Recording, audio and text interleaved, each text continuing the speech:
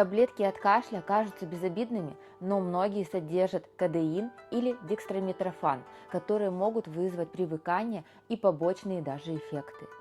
Есть всегда альтернатива – масло эвкалипта на точку фэйшу между лопатками и тантю в еремной ямке и джунфу под ключицей.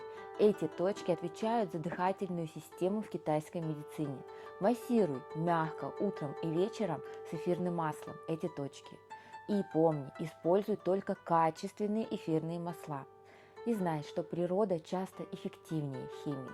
Пройди экспресс-диагностику здоровья за 5 минут и получи личную инструкцию оздоровления.